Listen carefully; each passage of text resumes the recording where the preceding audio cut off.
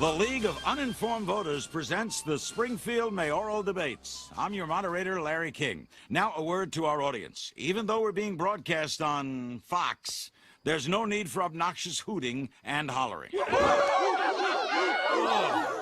I hope that flu doesn't affect his performance out there. Don't worry. He's taken 1 million of these capsules. Oh.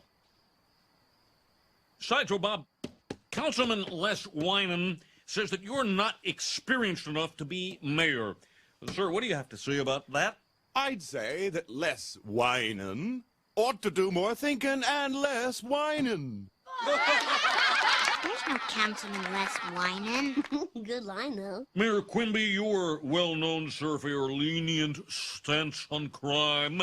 But suppose for a second that your house was ransacked by thugs, your family tied up in the basement with socks in their mouths. You try to open the door, but there's too much blood on the knob. What is your question? My question's about the budget, sir. Oh.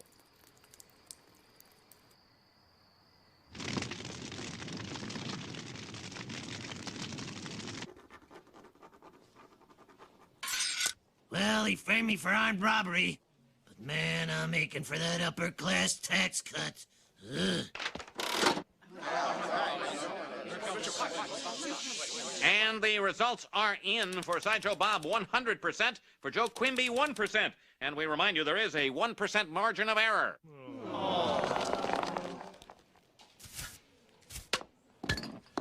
All right, let's go live to Bob headquarters now for Mayor Terwilliger's victory speech.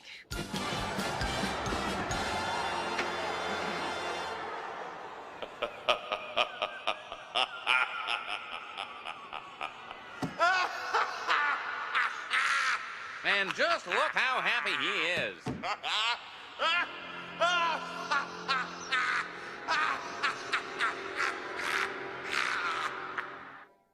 I don't think Bob won that election legally. I can't believe a convicted felon would get so many votes and another convicted felon would get so few. Here you go. The results of last month's mayoral election. All 48,000 voters and who each one of them voted for. I thought this was a secret ballot. Meh. You're on the right track. Follow the names. How the hell do you know? I can't tell you who I am, but I worked on the campaign. Hey, Mr. Smithers! Well, you might as well give me a ride home now. Never gone behind Mr. Burns' back before, but Sideshow Bob's ultra-conservative views conflict with my choice of lifestyle. All I can do is give you one name, Edgar Neubauer. Find him and you'll find your answer. Hey! Reese! Reese, come here! I found him! I found Edgar Neubauer! Oh my God! The dead have risen and they're voting Republican! No, Bart, don't you see? Dead people can't vote. Look, Prudence Goodwife died 1641. She voted for Bob, too. So did Buddy Holly, Richie Valens, and the Big Bopper. Even the Pet Cemetery voted for Bob. Look, Mr. and Mrs. Bananas, Humphrey Beauregard. Oh, my poor dead kitty. Please, not you two. All right, Bob. Now it's personal. Hey, he did try to kill me.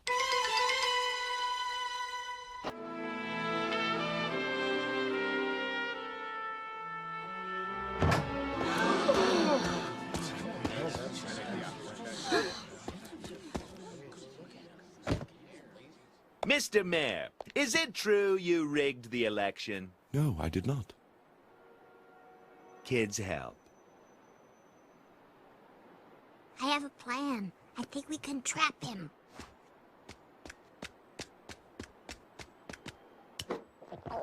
You know, Sideshow Bob, I believe you when you say you're innocent. Indeed I am. Because we all know you're a naive pawn, puppet, if you will, of the most diabolical political genius Springfield has ever known. Archibald T. Barlow!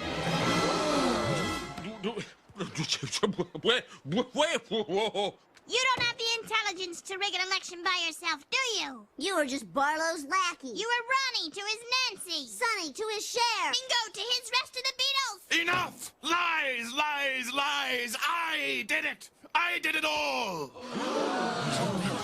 There. Is that what you want, you smarmy little bastards? We want the truth. You want the truth? You can't handle the truth.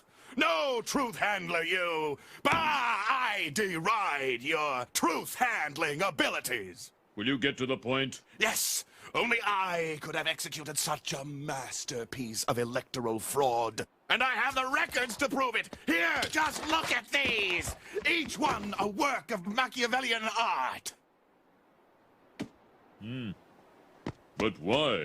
Because you need me, Springfield.